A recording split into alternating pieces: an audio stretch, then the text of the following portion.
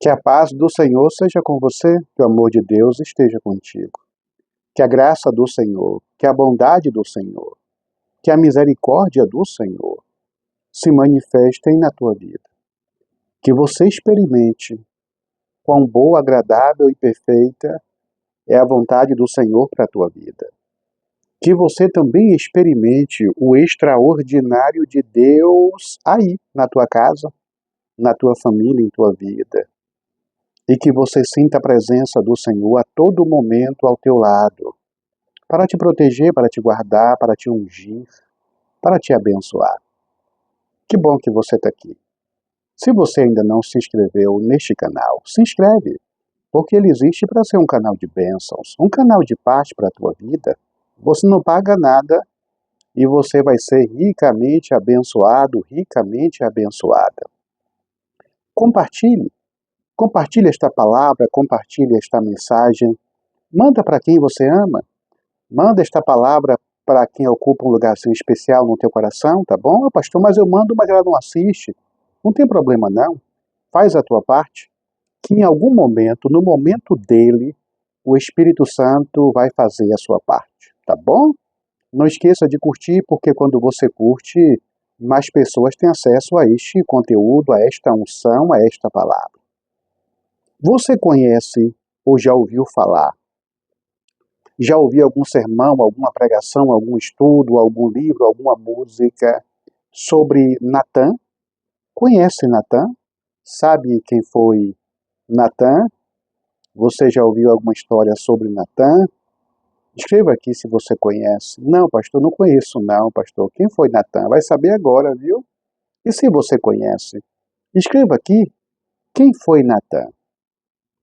Por que o nome dele é citado na Bíblia? Qual foi a história? Qual foi o episódio? Qual foi a situação que Natã estava envolvido a ponto de ser mencionado na Bíblia?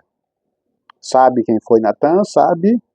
Se você puder, abra a sua Bíblia. Algumas pessoas confundem este Natã com outro Natã, mas eu vou te dizer qual é o Natã que eu vou falar agora. Abra a sua Bíblia no livro de 2 Samuel. Abra aí. 2 Samuel, no capítulo 12. Nós vamos encontrar aqui a presença de Natã, a atuação de Natã, a força de Natã, o compromisso com Deus de Natã. Natã foi um grande profeta de Deus. Natã foi usado por Deus para repreender um grande rei. Mas vamos lá, vamos para o texto. 2 Samuel, capítulo 12, eu vou ler com você a partir do verso 1, é quando Natã conta uma historinha para o rei Davi, o grande rei Davi, o maior rei, o melhor rei, o mais importante rei que Israel já teve, um homem, segundo a própria Bíblia, segundo o coração de Deus, um homem que derrotou, ainda quando adolescente, o gigante Golias, um homem que venceu várias guerras, um homem habilidoso, um homem amado por Deus. Davi quer dizer o amado de Deus. 2 Samuel capítulo 12, porque Davi precisou de um puxão de orelha. Vez por outra, nós dois, viu? De vez em quando, nós também precisamos de um puxão de orelha. E a maioria destes puxões de orelhas vem da palavra do Senhor. O Espírito Santo de Deus nos convencendo do pecado, do erro. 2 Samuel, capítulo 12, verso 1 em diante. Querido Deus e bondoso Pai, abrimos a Tua palavra, meu Deus, porque nós acreditamos que é através dela, da Tua palavra, que o Senhor fala conosco. Então fala, Deus querido. Fala o nosso coração mais uma vez. Toca nos lábios do pastor com a brasa viva do Teu santo altar. Que a voz seja dele, do pastor, mas que a palavra seja Tua, sempre Tua. Em nome de Jesus. Amém. Louvado seja Deus. Bendito seja o nome do Senhor. 2 Samuel capítulo 12, versos 1 em diante, dizem assim: O Senhor enviou Natã. Olha ele aqui, olha o nosso personagem de hoje. O Senhor enviou Natã a Davi, o rei Davi. Chegando Natã a Davi, ele lhe disse: havia numa cidade 2 homens, um rico e um pobre. Natã contando uma historinha para Davi. Preste bem atenção onde isso vai chegar. Tinha o rico ovelhas e gado em grande número. O rico tinha muitas ovelhas, tinha muito gado, era rico, né? Era um homem de muitas posses. Mas o pobre, versículo 3, o homem pobre não tinha nada, não tinha coisa nenhuma, senão uma cordeirinha que comprara e criara, e que em sua casa crescera junto com seus filhos. Comia do seu bocado e do seu copo bebia, dormia nos seus braços e a tinha como filha. O rico tinha muitas ovelhas e cordeirinhas também, gado, mas era para criação, né? Para produzir o leite, para produzir a carne, a pele, né? O couro. Mas esta aqui deste pobre, ele não tinha nada, diz o profeta Natã. Tinha apenas uma cordeirinha que comprou ainda pequenininha, bem pequenininha, filhotinho ainda, né? E o profeta Natã dá detalhes de como aquela cordeirinha convivia na casa daquele homem pobre. Dormia na mesma cama, comia no mesmo prato, era como se fosse da família. Era um pet, né? Como tem cachorro, gato hoje em dia por aí. A cordeirinha era um petzinho daquele homem pobre. Mas vejam bem o que aconteceu com essa história do homem pobre e do homem rico que Natã contou para o rei Davi. Vindo um viajante ao homem rico, não quis este tomar das suas ovelhas e do gado para dar de comer ao viajante que viera a ele. Mas tomou a cordeirinha do homem pobre e a preparou para o homem que lhe havia chegado. Que crueldade!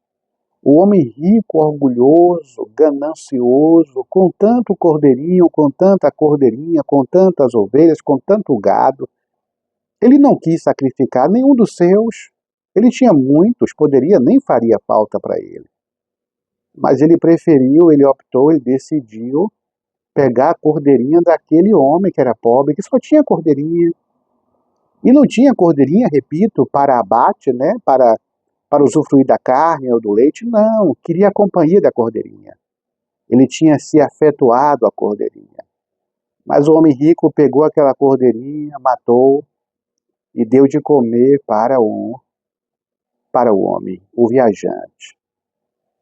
Uma vez a minha mãe inventou de criar galinhas, não muitas, né? E as galinhas, na verdade, minha mãe, não sei se em sua cidade já aconteceu isso, hoje mais não. Mas no passado, lá da Bahia, no interior em Jequié, de onde eu venho, de onde eu sou, vez por outra, quando eu era criança, viu? Tem algum tempo isso, uns 20 anos, passava caminhões trocando garrafas por pintinhos. Pintinhos mesmo, filhos de galinha. E esses pintinhos, eles eram coloridos, tadinho dos bichinhos. Tinha rosinha, tinha amarelinho, tinha verdinho. A maioria morria depois. A gente dava as garrafas, trocava pelos pintos. Nunca mais eu vi isso na minha vida. E teve, parece que um ou dois que acabaram crescendo, vingou, né, como diz no interior, vingaram.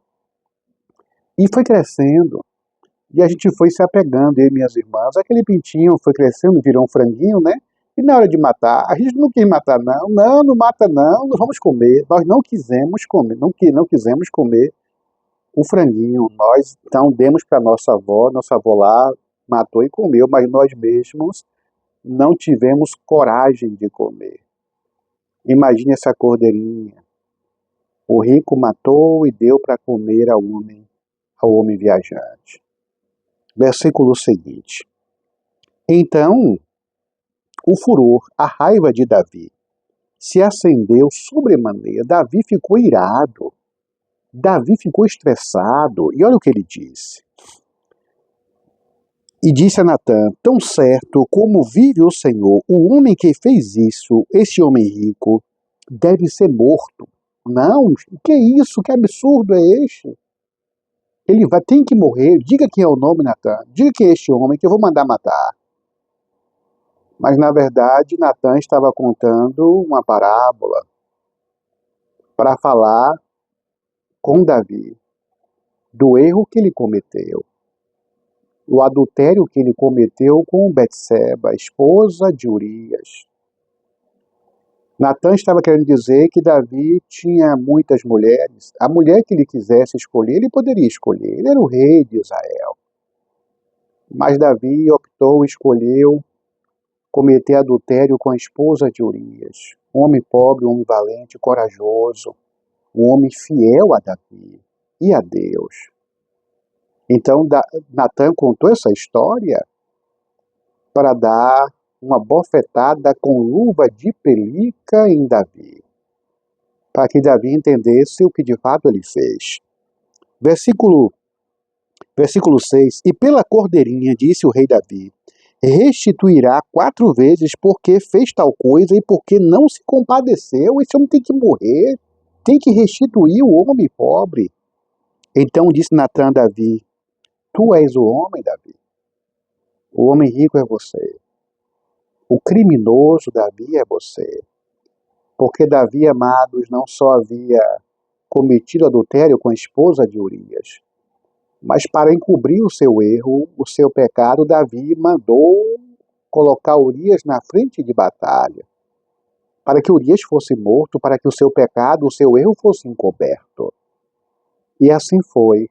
Urias morreu, mas o pecado não ficou encoberto, porque Deus vê, Deus sabe de todas as coisas. Assim diz o Senhor Deus de Israel, eu te ungi rei sobre Israel, e eu te livrei das mãos de Saul. Dei-te a casa de teu senhor e as mulheres de teu senhor em teus braços, e também te dei a casa de Israel. Natan dizendo que Deus disse para Davi, te dei tudo. Não te faltava nada, você tinha tudo, Davi. E se isto fora pouco, eu teria acrescentado mais coisas. Por que, Davi? Por que desprezaste a palavra do Senhor, fazendo o que era mal perante ele? A Urias, o heteu, feriste a espada, e a sua mulher tomaste por mulher depois de o matar com a espada dos filhos de Amon. Meu Deus amado. Natan tinha uma missão difícil, complicada, repreender firmemente, energicamente o rei. Mas Natan foi com sabedoria, com a unção de Deus. Primeiro contou a história.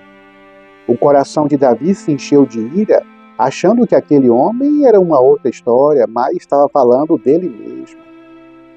Mas Davi caiu em si, se arrependeu deste pecado terrível, terrível. Oh, meus amados, nós precisamos de vez em quando de alguém que abra os nossos olhos, de alguém que nos mostre alguns erros que andamos cometendo ou que já cometemos. É preciso que o Espírito Santo use algumas pessoas ou alguma pessoa para falar conosco, talvez através de um vídeo, de uma pregação, de um sermão, de um livro, da própria palavra, de uma música. O Espírito Santo vai como uma espada em nosso coração para nos levar ao arrependimento, para nos levar à consciência do erro que nós cometemos. Porque todos nós cometemos erros. Que o Senhor nos ajude, para que, se preciso for, escute, se preciso for, o Senhor mande um Natan para a nossa vida, para nos repreender, não com raiva, com ódio, mas pelo assim diz o Senhor, pela palavra de Deus, para que nós nos conscientizemos, para que nós caiamos em nós mesmos de que pecamos, de que erramos, e que Deus nos ajude.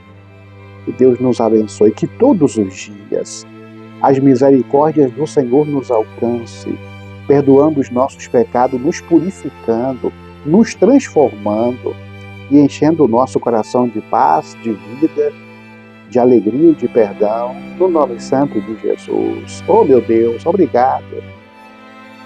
Obrigado por Tua palavra que é eficaz.